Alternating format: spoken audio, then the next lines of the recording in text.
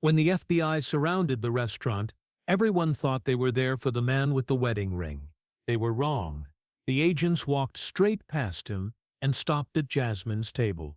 "Agent Thompson," the lead officer said quietly, "we've been looking for you for 3 years." The entire restaurant went silent. But let's go back to where it all began. 30 minutes earlier, on what seemed like just another ordinary Tuesday afternoon, Jasmine Williams had been working the lunch shift at Rosewood Diner for exactly 18 months. She moved with the practiced efficiency of someone who had learned to blend in to become invisible. Her black uniform was always pressed, her notepad always ready, her smile professional but never too warm. The lunch rush was always predictable. Businessmen grabbing quick sandwiches, construction workers ordering hearty meals, families with young children making messes. But Jasmine wasn't just serving food. For 3 years she had been scanning every face that walked through the door, looking for one particular face, waiting for one particular moment. Today, finally, that moment came. Table 12 had just been seated by Maria, the head waitress who had become something close to a friend. A man in his 40s sat there, salt and pepper beard neatly trimmed, expensive watch glinting on his wrist. He wore a navy polo shirt and khakis, the uniform of suburban respectability. Beside him, a little girl with pigtails tied with bright pink ribbons, maybe 8 years old, concentrated intensely on coloring a children's menu. Nothing suspicious about the scene. Just another father and daughter grabbing lunch together on a Tuesday afternoon. Jasmine approached their table with her usual professional demeanor, notepad ready. "Good afternoon. What can I get started for you today?" The man barely glanced up from his phone, where he was scrolling through what looked like work emails. "Coffee. Black. Make it strong," he said without looking at her. "And she'll have chocolate milk. Chocolate chip pancakes, too." The little girl looked up from her coloring and smiled shyly. "Can I have extra whipped cream on the pancakes, please?" "Of course, sweetheart," Jasmine replied, her voice automatically softening. As she wrote down the order, her pen suddenly froze mid-word. The man's left hand rested casually on the table beside his phone, and there it was, the wedding ring. White gold band with 3 small diamonds arranged in a perfect triangle pattern. But it wasn't just any ring. It was Sarah's ring. Jasmine's breath caught in her throat. Her hands began to tremble so violently that the notepad slipped from her fingers. Her carefully balanced tray, loaded with clean silverware and water glasses, tilted dangerously and then crashed to the floor with a sound like breaking thunder. Coffee cups shattered against the tile, sending pieces of porcelain skittering across the restaurant floor. Every head in the restaurant turned toward the noise. Conversations stopped mid-sentence. Forks paused halfway to mouths. "I'm so sorry," Jasmine stammered, her voice shaking as she dropped to her knees, frantically trying to gather the scattered pieces. Her eyes never left the man's hand. 3 years. 3 years since she'd last seen that ring. 3 years since her sister Sarah had been wearing it the night she disappeared. The little girl looked up from her coloring, her crayon poised over a flower she'd been shading pink. "Daddy? Why is the lady sad?" The man glanced at Jasmine's retreating form with casual indifference. "She's not sad, Emma. She's just clumsy." But Emma continued to watch Jasmine with the intense observation that only children possess, something in the waitress's face catching her attention. Jasmine backed away from the table, her heart pounding so hard she could hear it in her ears. Memories flooded back. Sarah laughing as she tried on the ring for the first time, Sarah twisting it nervously as she told Jasmine about the dangerous undercover assignment, Sarah hugging her goodbye that final night. She turned and walked quickly toward the kitchen, her legs shaking. She pulled out her phone with trembling hands and dialed a number she hadn't called in months. "It's me," she whispered. "I found him." 20 minutes later, Jasmine was attempting to serve other tables while her heart hammered against her ribs. She kept glancing toward table 12, where the man continued working on his phone while his daughter colored, completely oblivious to the storm about to break. The little girl had finished her flower and moved on to drawing what looked like a house with a garden. She hummed softly as she worked, a tuneless melody that made Jasmine's chest ache. Whatever this man had done, the child was innocent. Through the restaurant's windows, Jasmine saw them arrive. 3 black SUVs, with tinted windows pulled up with the precision of federal law enforcement. Men and women in dark suits emerged, positioning themselves around the building with practiced efficiency. Inside, the lunch crowd continued their conversations, unaware. The man at table 12 sipped his coffee while typing. His daughter worked on her second drawing, this one featuring a tree with a swing. Maria approached Jasmine with concern. "Mija, what's happening?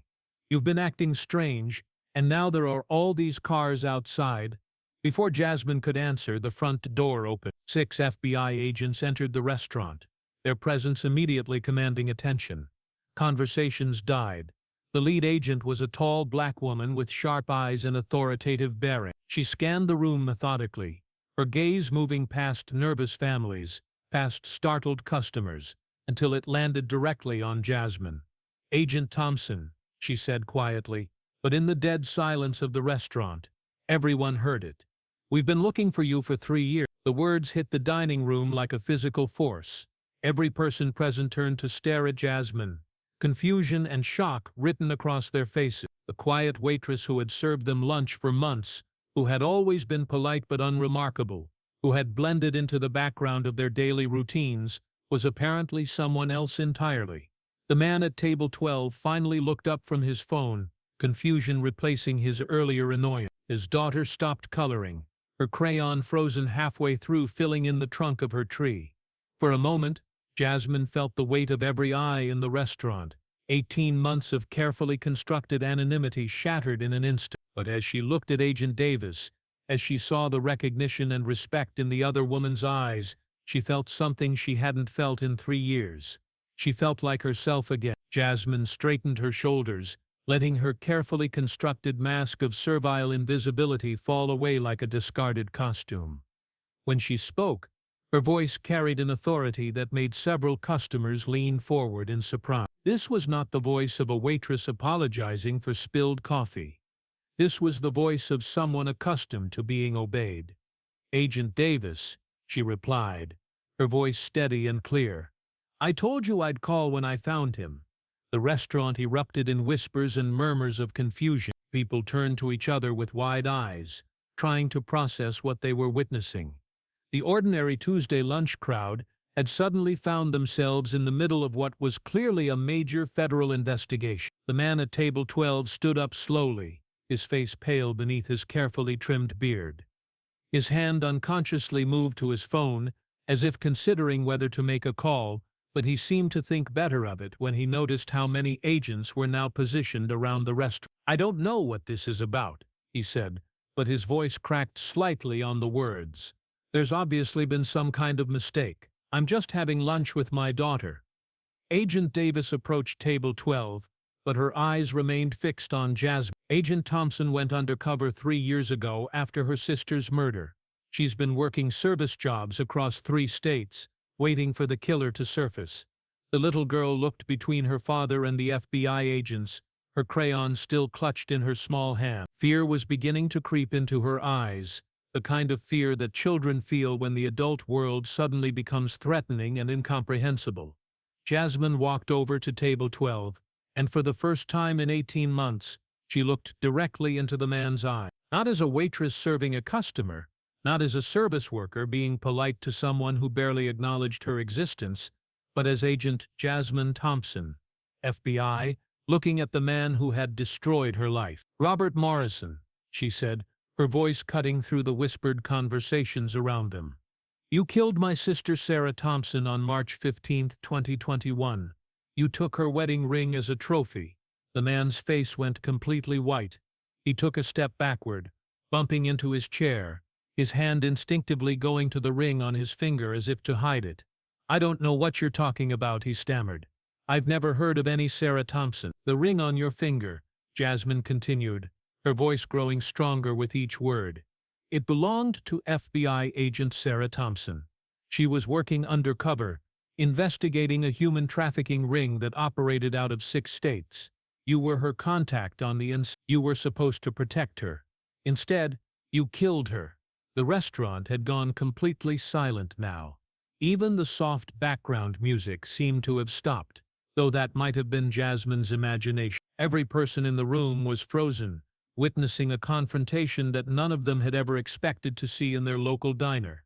Robert Morrison's composure was cracking like ice in warm water. His eyes darted around the room looking for an escape route, but he was surrounded by federal agents and dozens of witnesses. His breathing was becoming rapid and shallow, the breathing of a man who knew his world was about to collapse. "She was getting too close," he whispered, the words seeming to tear themselves from his throat against his will. The operation, she was going to expose everything. She was going to destroy years of work. Agent Davis stepped forward, her handcuffs already in her hand. "Robert Morrison, you're under arrest for the murder of federal agent Sarah Thompson and for your involvement in interstate human trafficking." As the handcuffs clicked into place with a sound that seemed impossibly loud in the silent restaurant, Morrison finally broke completely. "You don't understand," he said, his voice rising with desperation. "She wasn't supposed to dig so deep. She wasn't supposed to care so much about the victims. She was supposed to just gather evidence and get out." The restaurant remained frozen in stunned silence as Agent Davis began to lead Morrison toward the door. But as they reached the entrance, the little girl at table 12 called out in a voice high and frightened with confusion. "Wait!" Everyone turned. The child was standing on her seat now, holding up her napkin with both hands. The napkin she had been drawing on was covered with small, carefully colored flowers. 3-petaled flowers arranged in triangle patterns, each one shaded with different colored crayon. "These are the flowers from Mommy's ring," she said quietly, her voice barely audible in the silence.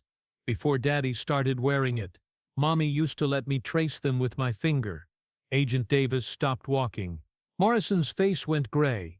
"What's your name, sweetheart?" Agent Davis asked gently, kneeling down so she was at the child's eye level. "Emma. Emma Thompson Morrison." The words hit the restaurant like a physical blow.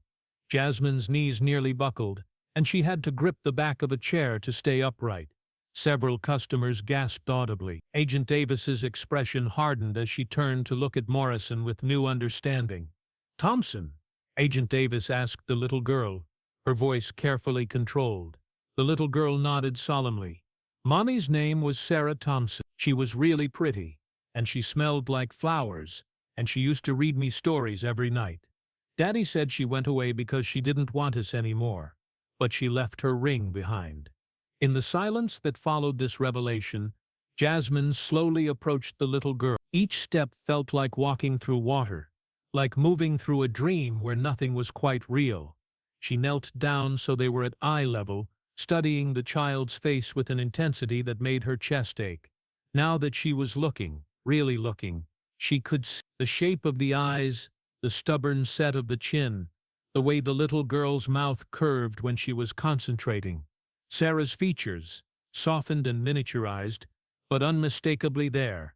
"Emma," Jasmine said softly, her voice thick with emotions she had been holding back for 3 years. "I'm Jasmine. I was your mommy's sister." The child's eyes widened until they seemed to take up half her face. "Aunt Jazzy," she whispered, "Mommy showed me pictures of you. She said you were a police lady too, and that you kept people safe." Jasmine's carefully maintained composure finally cracked completely.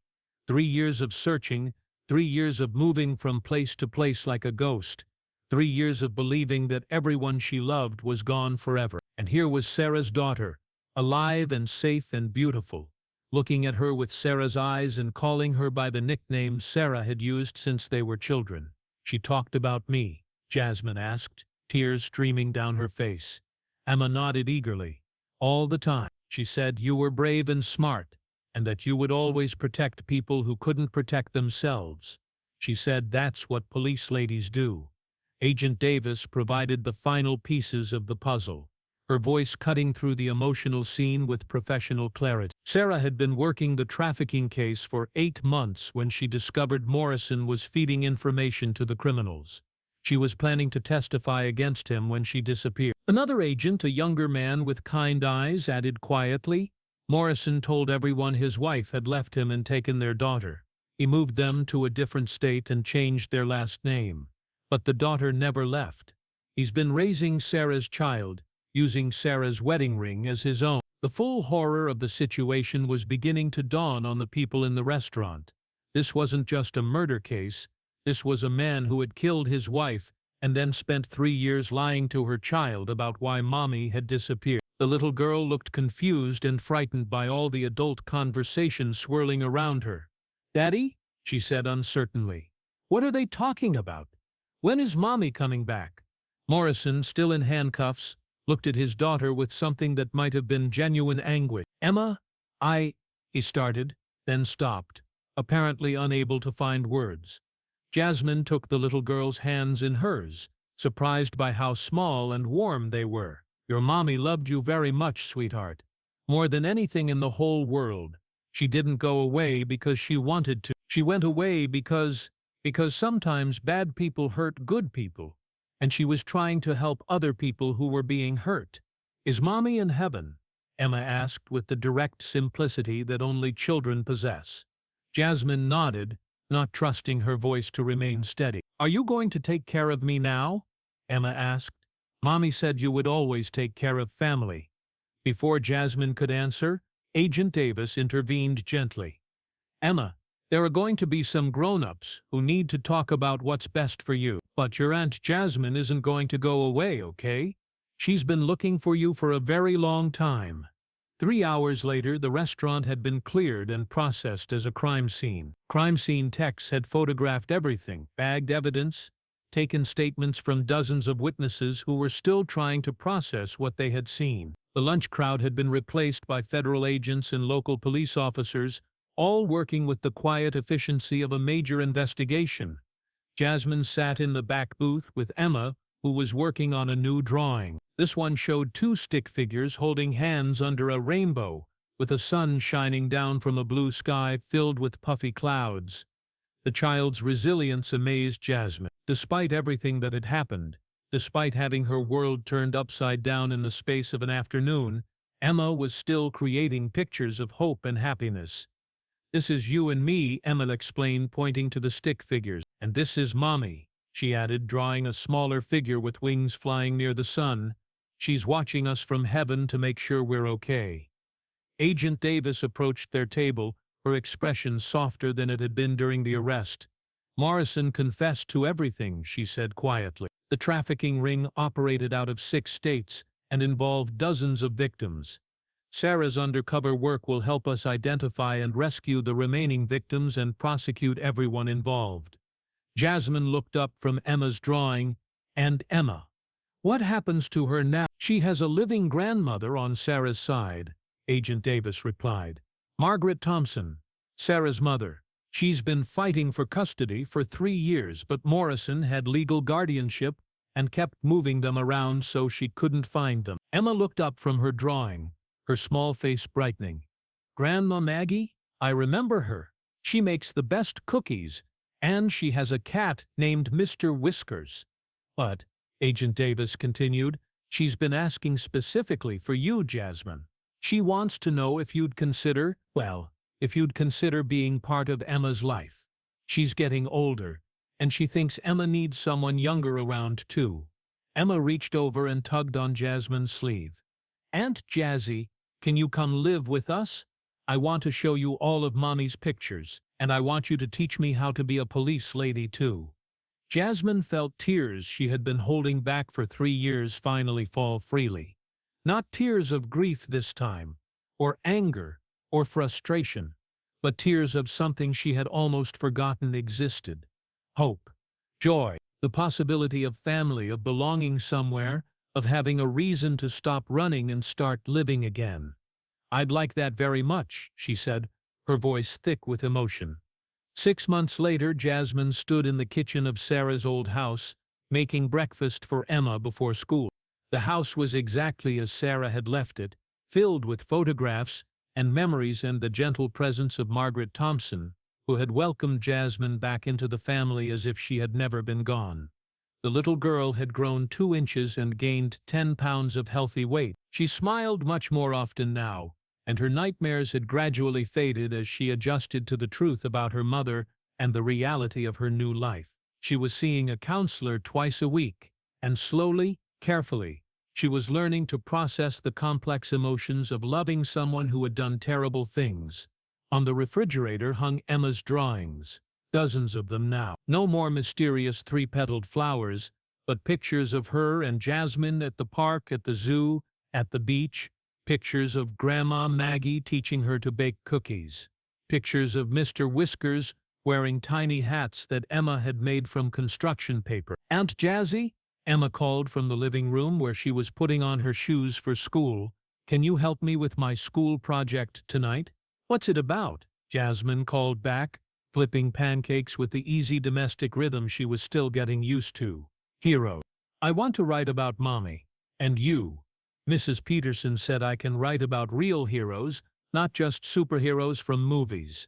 Jasmine smiled as she arranged the pancakes on Emma's favorite plate, the one with the rainbow border that Sarah had bought for her 4th birthday. Sometimes justice took time.